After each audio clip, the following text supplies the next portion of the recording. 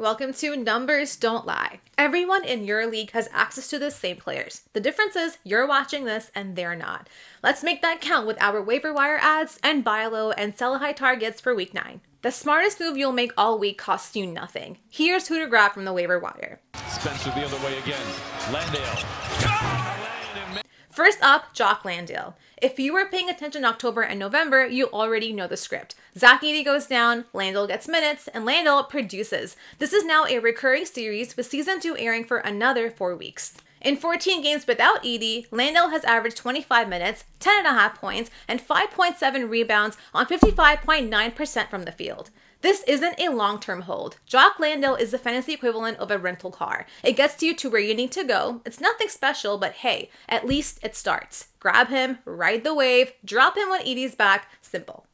Jericho Sims, tough screen. Bobby Portis, a walk-up three. Bobby just went off for 27 points and 10 rebounds against the Celtics, shooting 11 of 13. He was cooking so hard that he got a tech for taunting Jaylen Brown. He's also shooting 47% from 3 this season, averaging a career-high 1.8 three-pointers a game. Bobby Portis, top 5 in the league in three-point percentage. What a time to be alive.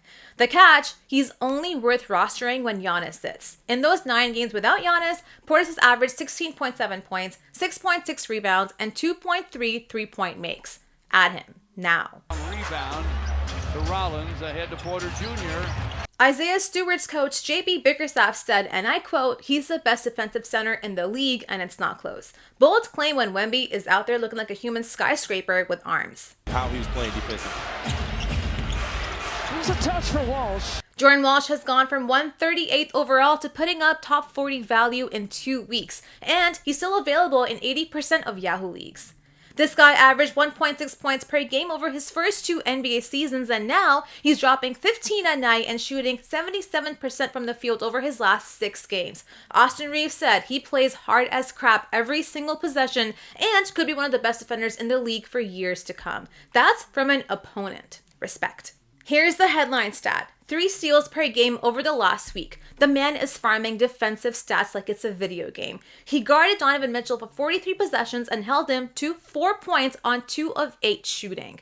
This is no longer a streaming ad. This is a must-roster situation. The Celtics are 10-2 since Walsh entered the starting lineup. Sometimes the fantasy gods give you a gift. Don't fumble it. Brown coming to that decision to get Josh Hart back in the starting lineup. A decision to... The Orlando Magic just can't catch a break. Franz Wagner is hurt, and now Suggs got wheeled out of T-Mobile Arena looking like he lost a fight with the Las Vegas itself. Enter Anthony Black, who's about to become the starting point guard by default. He's already been getting 32-plus minutes and averaging 13 points, 7.7 rebounds, and 4.8 assists over the last 2 weeks. Here's the catch. The shooting is rough. 35% from the field, 16.8% from 3. If you're in a categories league, he will hurt your percentages. But the usage and counting stats are there, and if Suggs misses extended time, Black becomes a must-add for points leagues. Murray bottled up out to Levine, a catch-and-shoot opportunity. Clangs that off the back iron. Rebound, poke free, and Reynaud catch. The numbers since getting real minutes are legitimately good. Over the last 14 days, 14.8 points, 7.8 rebounds, shooting 57% from the field across 28 minutes per game. He dropped a career-high 25 against Houston. He put up a double-double in his first career start against Miami. This isn't a fluke game. This is a 5-game stretch of consistent production. The window is clear. Sabonis is out until mid to late December. Reynaud is starting and playing 28 to 37 minutes. He's rostered in 20% of Yahoo leagues. Add him until Sabonis is back. Up ahead to Williams, another good pass. Too good. The Mavericks are 8-16 and held together with duct tape and desperation. But Najee Marshall keeps showing up. He has scored 15 or more points in 6 out of 7 of his last games, and he's shooting 68% from the field over the last 2 weeks, which absolutely will not continue, but we are riding the wave while it exists. As long as Dallas remains a walking injury ward, and based on their luck, that's probably all season, Marshall has value. By James. James had it knocked away. Loose ball. Garland off to Tyson. He'll float and score. Cleveland's injury situation is genuinely catastrophic. Evan Mobley just went down with a calf strain for 2 to 4 weeks. Jordan Allen's out still with his finger. Sam Merrill, hand. Larry Nance Jr., calf. Max Strus, foot surgery, and Darius Garland has only played 10 games. Tyson has been the direct beneficiary of this carnage. He jumped from 76 to putting up top 50 value in 2 weeks. His last 2 games, 27 points and 11 rebounds against Indiana, followed by 24 against the Spurs, because when your team is injured, someone has to shoot, and apparently that someone is Jalen Tyson. Grab him while Cleveland's injury report looks like a pharmacy receipt. 7 turnovers, that's not really been the issue. It's been the lack of shot. First of all, his real name is Carlton Khalil Carrington III, but he goes by Bub because his dad's nickname was Bub and he was Lil Bub. This man was also in the chess club in high school. That's just what you needed to know. Carrington just dropped a season-high 27 against the Cavs with 8 assists in 41 minutes. The Wizards were without Alex Sarr, Bilal Coulibaly, and Chris Middleton. The catch? He's shooting 36.7% from the field this season. In category leagues, he will demolish your percentages, but in points league, he's worth a look. The minutes are there by necessity. Ride them while Washington's injury report stays ugly. Cedric Howard back in. Spencer for 3. Good again! Cam Spencer had a beautiful run, climbed from 129th to putting up top 40 value while Ja was out, averaging 17 points on 66% shooting. Life was good. The vibes were immaculate.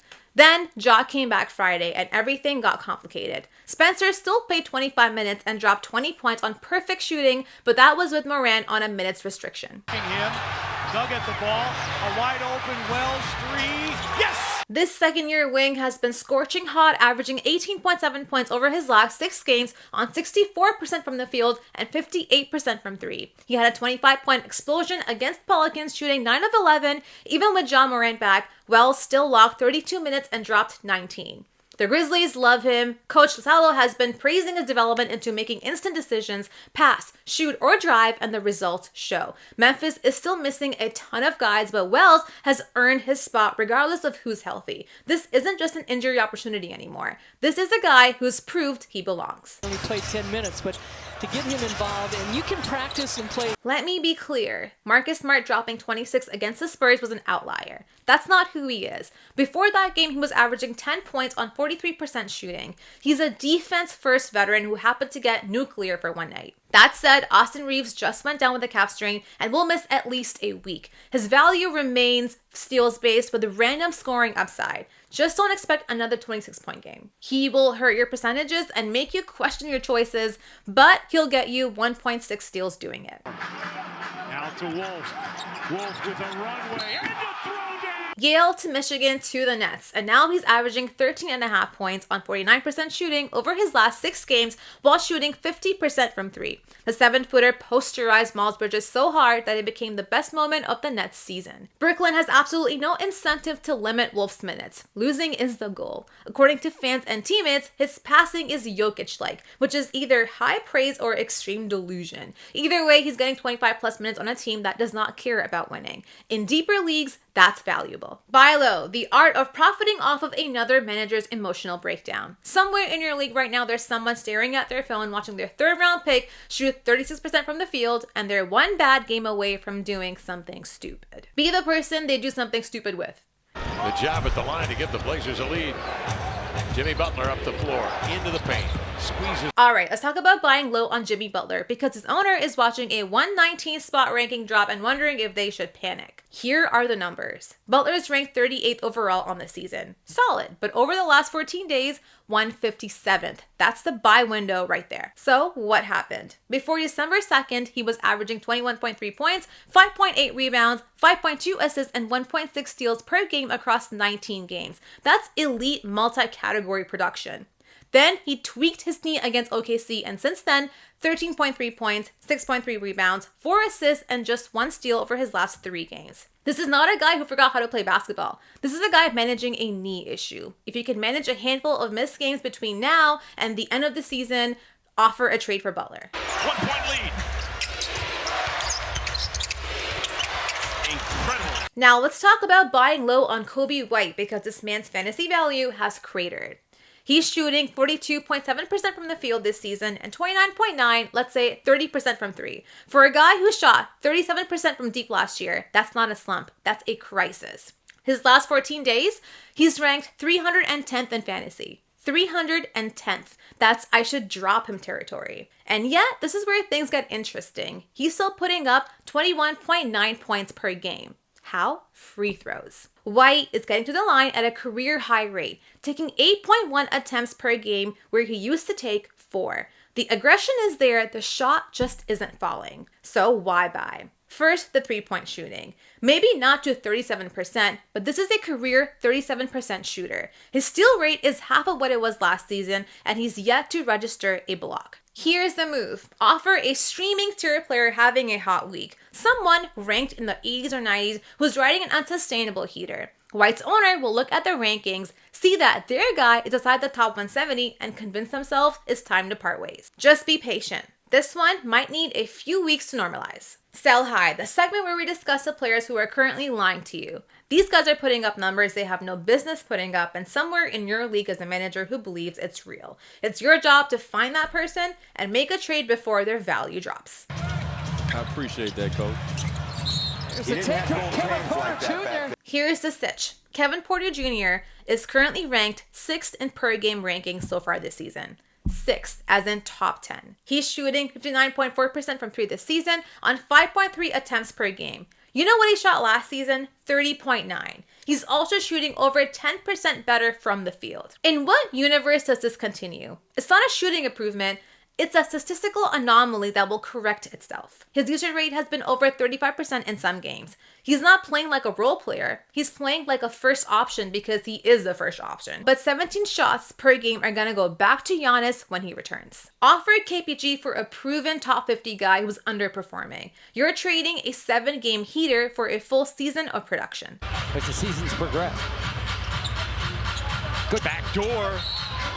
And one. Claxton is ranked 26th overall in the last 14 days. He's averaging 6.6 assists per game in that stretch. For a center, 6.6. He's had 2 triple-doubles this season after recording exactly 0 in his first NBA years. He looks like he's transformed to a completely different player. Except he hasn't. Let me explain. Last season, Claxton averaged 2.2 assists per game. This season, he's at 4.5. Over the last 2 weeks, 6.6. That's tripling his assist rate from last year. Does that sound sustainable to you? Because it shouldn't. Look at the game-by-game assist. 12 against Boston, then 3, 1, 1, 3, then back up to 9, down to 4, then a 10-assist triple-double, then back to 4 against Dallas. He had back-to-back games with 1 assist each right after a triple-double. That's not consistency. That's chaos wearing a basketball jersey. The scheme is generating assists, not the player. And schemes change. Coaches adjust. Defenses figure it out. Here's your sell window. Claxton's ranked 85th on the season after finishing 123rd last year. Someone sees the triple-doubles, sees the assist numbers, and thinks they're buying low on a breakout. Let them. Offer him for a consistent top 60 guy who's been boring but reliable. You're trading volatility and scheme, dependent production for stability. The triple-doubles are fun. The 1 assist games that are gonna come right after are not. What moves are you making this week? Tell us in the comments.